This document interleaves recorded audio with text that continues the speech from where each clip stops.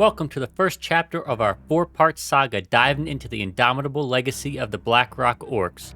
From the volcanic heart of Draenor's Gorgrond, where they mastered the art of forging Blackrock ore, to their rise as the Horde's mightiest clan under the iron rule of Blackhand. We uncover the roots of a warrior culture defined by discipline and power, explore their ancient traditions, their conquests over ogres and draenei, and their thunderous arrival on Azeroth in the First War. Join us as we forge into the fiery heart of the Black Orcs' epic tale. Culture. The Blackrock clan, renowned for its strict military discipline and highly regimented society, stood as one of the most formidable orc clans of Draenor, a reputation that persisted through their tumultuous history in Azeroth. Their societal structure was built on a foundation of order and hierarchy, with every member expected to adhere to a code of conduct that emphasized loyalty, duty, and martial excellence. This discipline was not merely a means of control, but a way of life, instilled through rigorous training and a culture that valued strength and precision. The Blackrock's military organization was unparalleled, with clear chains of command, strategic coordination, and an unwavering commitment to execute orders with efficiency. This disciplined approach made them a dominant force in warfare, allowing them to assert influence over other orc clans and shape the course of conflicts, from their early battles on Draenor to the wars on Azeroth.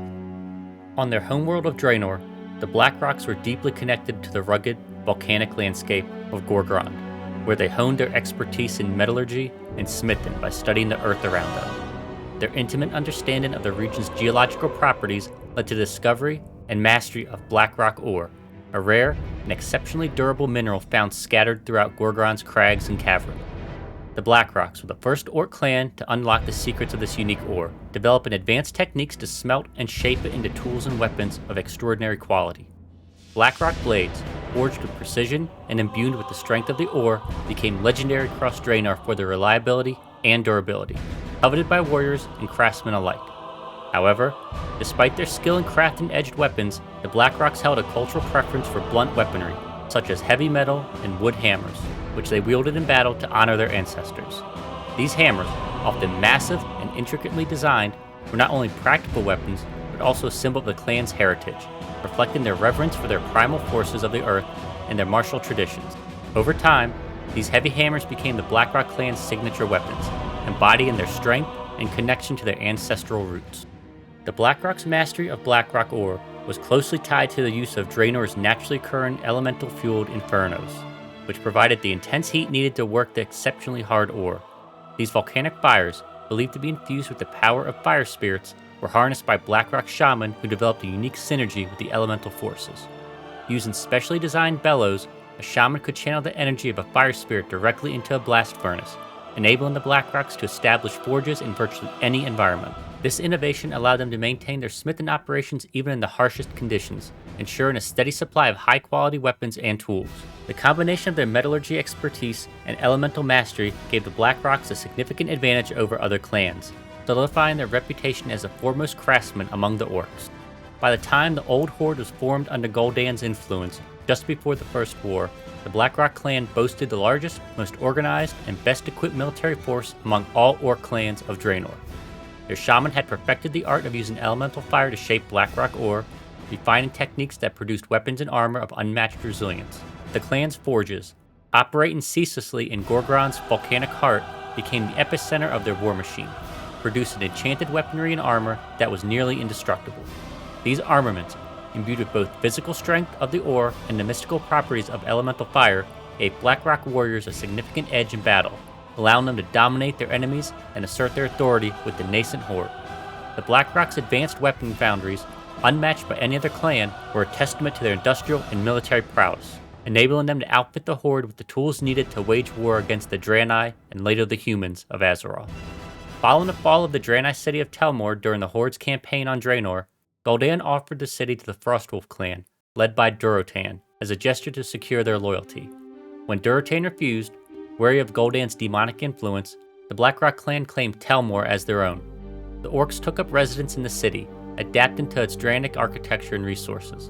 Many Blackrock orcs began incorporating draenic clothing and robes into their daily attire, blending the elegant, flowing styles of the draenei with their own rugged aesthetic. This fusion of cultures was not merely practical, but also symbolic.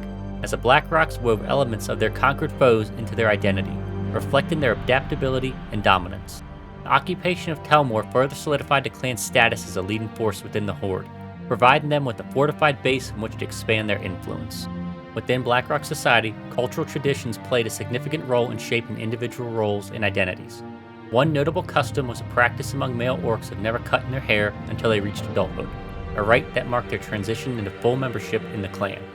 Upon coming of age, their heads were shaved in a ceremonial act, during which their role within the clan's highly structured society was determined, whether as warriors, smiths, or other specialized roles. This ritual was steeped in tradition, with some prominent Blackrock families using ornate switchblades passed down through generations for the shaving ceremony. These intricately designed blades, often adorned with symbols of the clan's heritage, were not only tools, but also cherished heirlooms that signified lineage and prestige. The shaving ceremony was a pivotal moment, reinforcing the clan's emphasis on discipline, hierarchy, and the importance of each member's contribution to the collective. Even after their migration to Azeroth and the fragmentation of the clan into factions like the Dark Horde, the Blackrocks retained elements of their cultural heritage. Those aligned with the Dark Horde in Blackrock Mountain, under the sway of Nefarian and later leaders, were known to celebrate the Midsummer Fire Festival, a tradition that resonated with their ancestral connection to fire and the elemental forces of Draenor. The festival, marked by bonfires and rituals honoring the power of the flame, echoed the Blackrocks' historical use of the elemental fire in their forges, and their reverence of the primal energies that shaped their identity. For the Dark Horde Blackrocks, the festival was likely a way to maintain their cultural roots while serving their draconic masters, blending Orcish tradition with the fiery symbolism of the Black Dragonflight.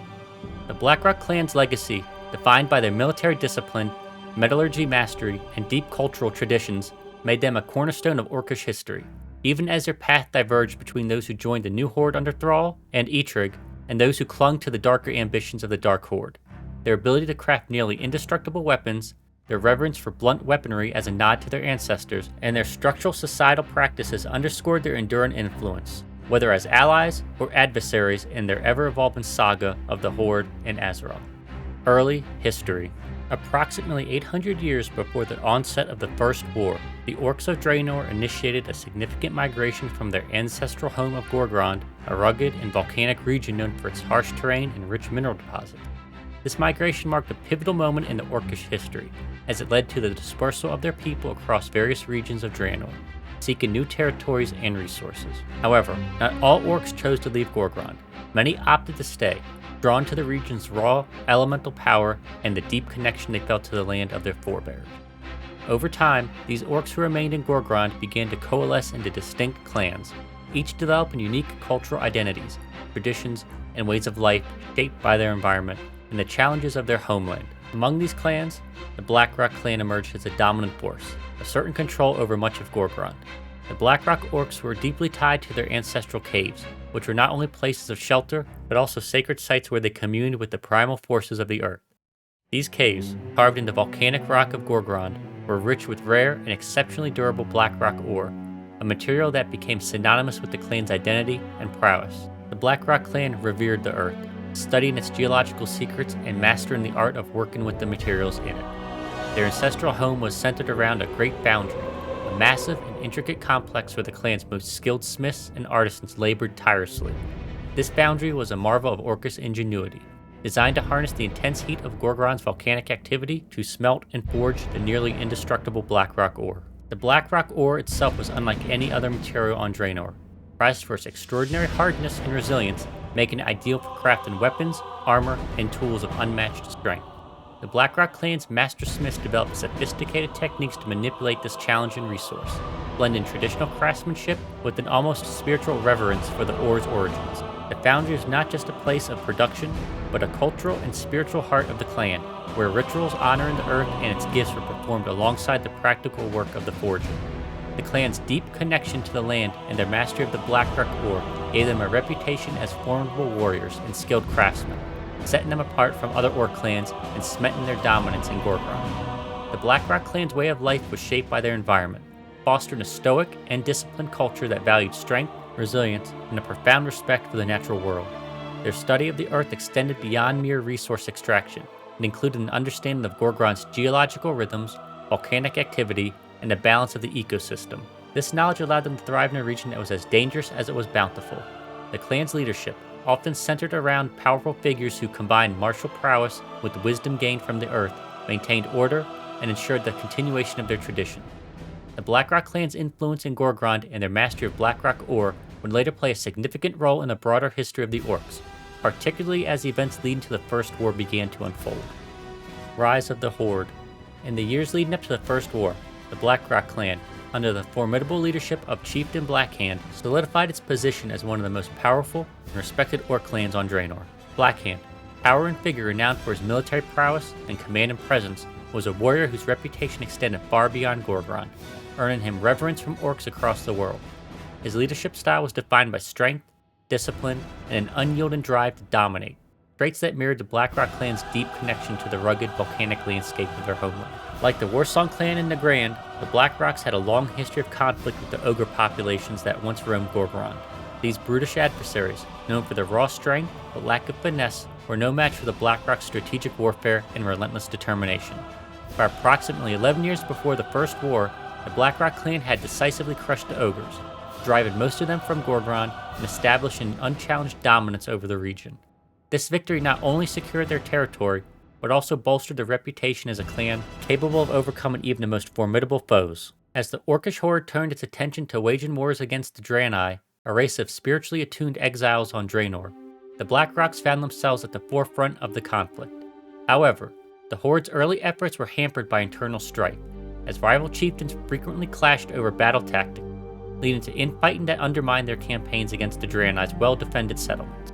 The Demon Lord Kil'jaeden, who had a vested interest in the Orcs' success as part of his broader schemes, grew increasingly frustrated with the Horde's lack of progress. He commanded his servant, the cunning warlock Gul'dan, to identify a leader capable of unifying the fractious clans under a single banner.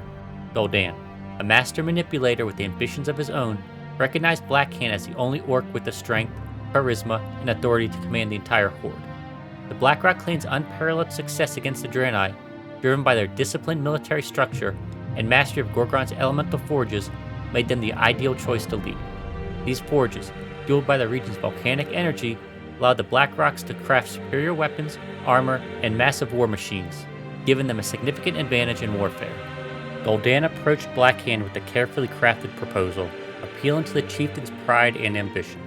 He promised that if Blackhand accepted the role of war chief, his shaman would regain their lost connections to the power through the introduction of fel magic, a dark and potent force derived from demonic energies. Additionally, Gul'dan assured Blackhand that his soldiers would outshine those other clans, and his legacy as the greatest Orc leader in history would be secured. To demonstrate the power of fel magic, Gul'dan trained select Blackrock shaman to use it, teaching them to wield this destructive force and even to accelerate the aging of adolescent Orcs, transforming them into battle-ready warriors in a fraction of the time. Blackhand, impressed by the rapid maturing of these young Orcs, ordered his own sons, Dalrend and Maine, undergo the same fel-infused process, further solidifying his commitment to Gul'dan's vision. In exchange for his leadership, Gul'dan offered Blackhand a seat on the newly formed Shadow Council, a secretive body that would supposedly govern the Horde's strategy. However, this was a calculated deception. Gul'dan intended to use Blackhand as a puppet ruler, while Blackhand, ever wary of the Warlock's motives, planned to exploit Gul'dan's knowledge to cement his own dominance. This mutual distrust set the stage for a tense and precarious alliance. To consolidate Blackhand's authority, Gul'dan dispatched agents of the Shadow Council to spread tales of the Warchief's victories and the Blackrock clan's mastery of fel magic. These stories captivated Orcs across Draenor, who began to view Blackhand in awe and admiration. The following year, Gul'dan orchestrated a grand gathering of Orc chieftains and their shaman at Ashugun, a sacred site revered by the Orcs.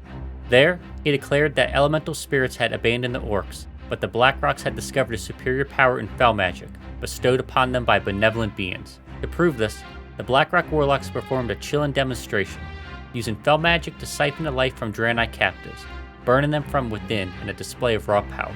This spectacle left the gathered shaman, who had felt powerless without their elemental connections, in awe and desperation to learn the Blackrock's secrets.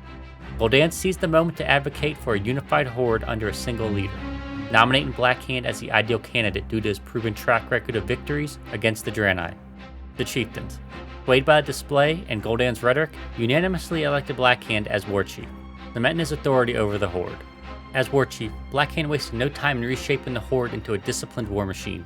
He ordered the Blackrock Masons to construct a grand capital, known as the Citadel, in the dense, foreboding Cannon jungle to the west.